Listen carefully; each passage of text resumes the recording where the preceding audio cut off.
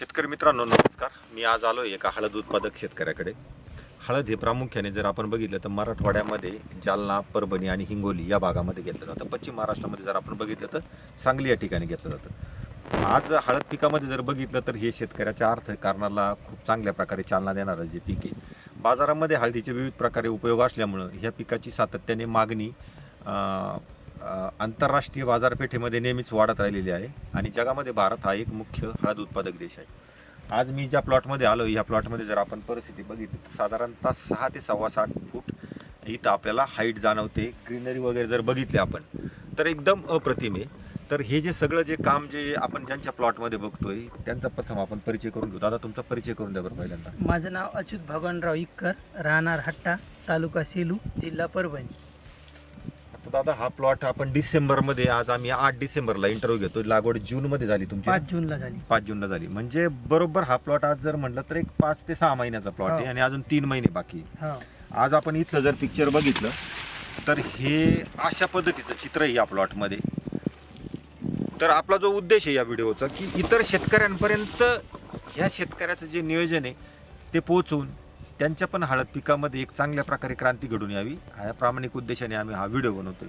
हा एवढा जो सुंदर प्लॉट आहे, खरोखर तुमचं जे नियोजन आहे ते एकदम अप्रतिम आहे आणि तीच माहिती आमच्या इतर शेतकऱ्यांपर्यंत पोहोचली पाहिजे. तर तुमचं नियोजनामध्ये पहिल्या टप्प्यावर तुम्ही काय केलं? लागवड केली. तुम्हाला काय प्रॉब्लेम जावला आणि तुम्ही कुठल्या पद्धतीने त्याच्यावर काय म्हणतो आपण कशा पद्धतीने नियंत्रण मिळवलं किंवा काय उपचार केले? हळद निघाल्याच्या नंतर थोडी पिवळसर दिसू लागली तर ह्युमिपी आणि रिकल्प सोडल्यामुळे हळद पूर्णपणे हिरवीगार झाली. सुरुवातीला प्लॉट पिवळा दिसला म्हणून तुम्ही ह्युमिपी आणि रिकेल्प घेतलं. काय प्रमाण घेतलं त्याचं? ते रिकेल्प 1 लिटर घेतलं होतं आणि ह्युमिपी 250 घेतलं होतं प्रति एकर. मित्रांनो इथं प्लॉट सुरुवातीला जो जर्मिनेशन झाल्यानंतर जे फुटवे निघतात तर शेतकऱ्याला पहिली समस्या जाणवली. प्लॉटला थोडा पिवळेपणा होता. त्या पिवळेपणा करता यांनी ह्युमिपी आणि रिकेल्प, ह्युमिपी घेतलं एकरी 250 ग्रॅम आणि रिकेल्प घेतलं एकरी 1 लिटर. त्यानंतर प्लॉटला काळोखी आली एकदम अशी नजरेत भरण्यासारखी काळोखी आली. नंबर 1 प्लॉट झाला. त्याच्यानंतर पुढच्या टप्प्यात तुम्ही काय केलं? नंतर पुढच्या टप्प्यामध्ये आम्ही मग डोस दिला याचा. DAP 2 बॅग सुपर फॉस्फेट आणि एक कॉम्बो किट दिली GNP ची. आता बघा 6 महिन्याचा प्लॉट आहे. तुम्ही पहिलं आता याला साधारणतः 3 ते 4 टप्प्यामध्ये आपण खते देतो. तर सुरुवातीला तुम्ही NPK सोबत GNP चं कॉम्बो किट घेतलं. त्या कॉम्बो किटचे तुम्हाला काय फायदे जाणवले आणि किती वेळेस वापरलं तुम्ही? आज आपण 5-6 महिन्याचा प्लॉट बघतो. 2 वेळेस कॉम्बो किट वापरली आपण. म्हणजे पहिले खत देताना आणि तिसऱ्या डोसला एकदा दिली, दुसऱ्या डोसला वापरली नाही. फक्त पहिल्या डोसला या शेतकऱ्याने NPK सोबत, कारण बऱ्याच वेळेस शेतकऱ्यांचं मुख्य अन्नद्रव्याकडे लक्ष असतं आणि त्याच वेळेस दुय्यम अन्नद्रव्य किंवा सूक्ष्म अन्नद्रव्यांमध्ये आपलं तितकंसं लक्ष नसतं. ह्या शेतकऱ्याच्या नियोजनामध्ये बारकाईने शेतकऱ्यांनी NPK सोबत सूक्ष्म अन्नद्रव्यांचा पण योग्य वेळी वापर केला आणि त्याचं जे चित्र आहे ते आपल्याला समोर दिसतंय. फवारणीद्वारे काय केलं? आज एवढी ग्रीनरी दिसते. फवारणीमध्ये काय? फवारणीद्वारे रेगिना एक दिला आपण, त्या प्लस एक बुरशीनाशक दिलं.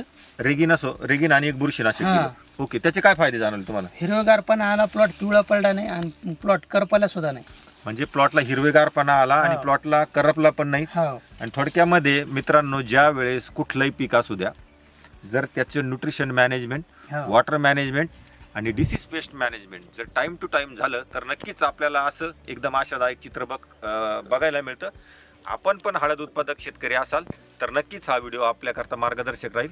आपण तुमची जी प्रतिक्रिया दिली त्याबद्दल GNP परिवारातर्फे आभार, धन्यवाद.